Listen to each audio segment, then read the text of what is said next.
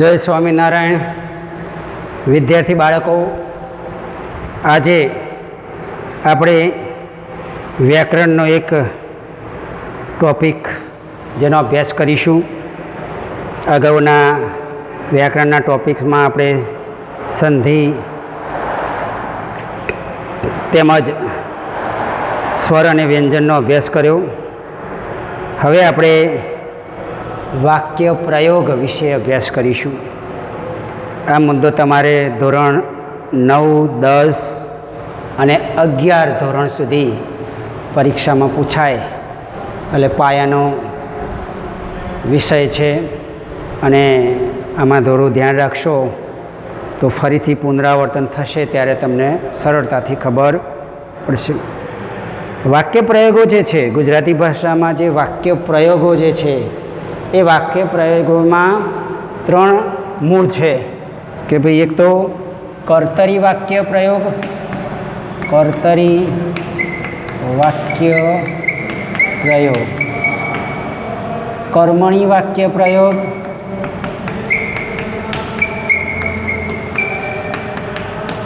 બીજું છે ભાવે પ્રયોગ અને પ્રેરક રચના. આ 4 પ્રયોગો વિશે આપણે અભ્યાસ કરવાનો છે.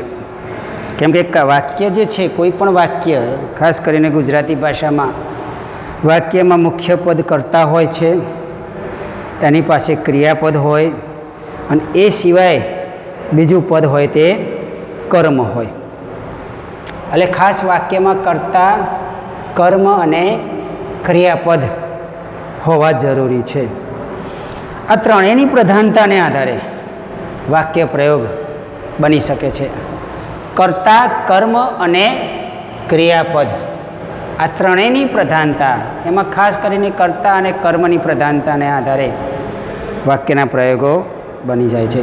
અને એના આધારે આપણે કર્તરી વાક્ય રચના, કર્મણી વાક્ય રચના અને ભાવે પ્રયોગ તેમજ પ્રેરક રચના વિશે આપણે અભ્યાસ કરવાનો છે.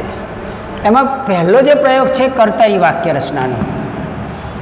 કર્તરી વાક્ય રચના કોને કહેવાય? તો આપણે અહીંયા 2-4 ઉદાહરણો લખીશું. પહેલું ઉદાહરણ છે, પ્રજ્ઞા ચોપડી વાંચે છે.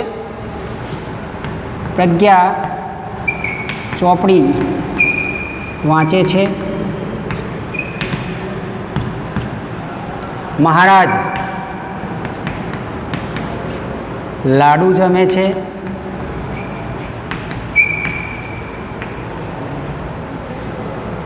ત્યારબાદ મીના ઘઉં સાફ કરે છે.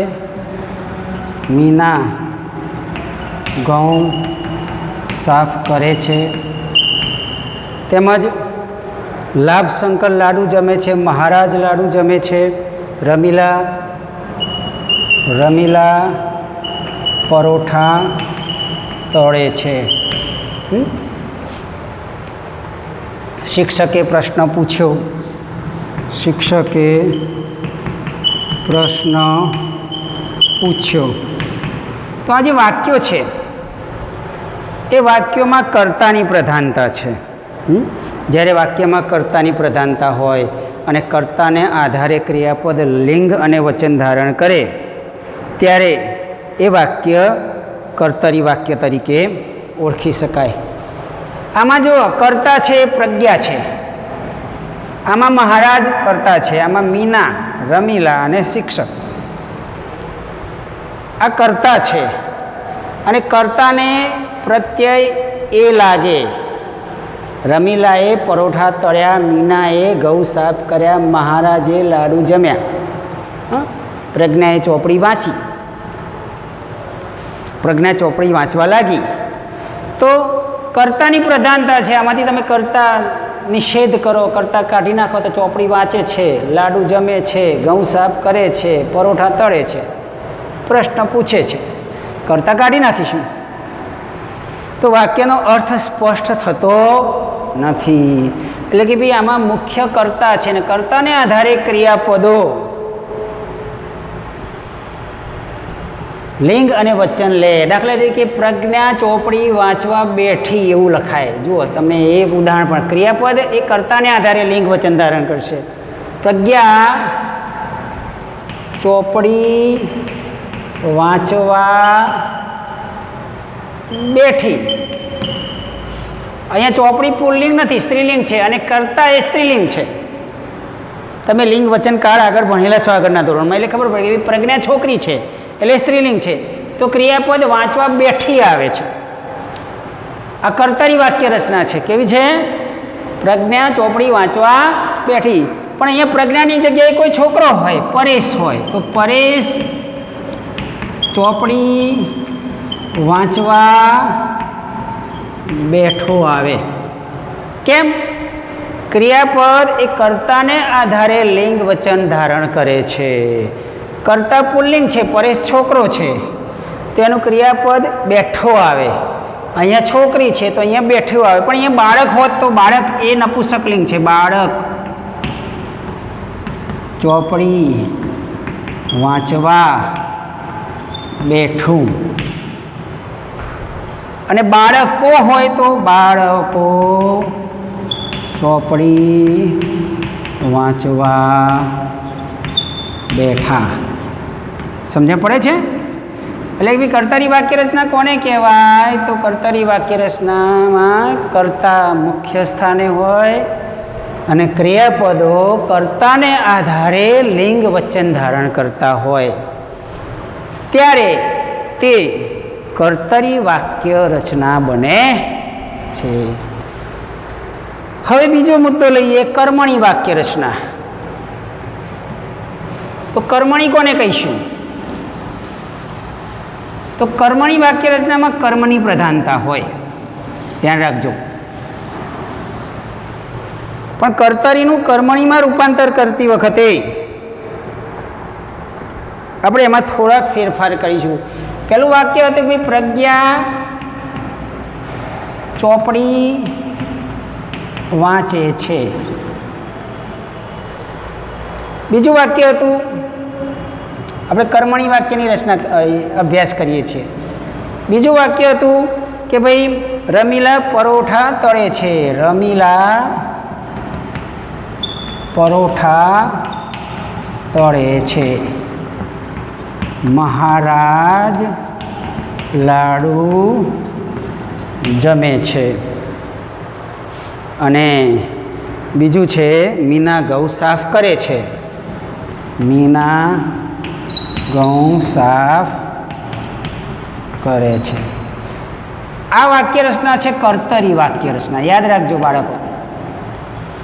હવે કર્તરીનું કર્મણીમાં રૂપાંતર કરવું હોય તો શું કરવું? કર્મણી વાક્ય પ્રયોગ.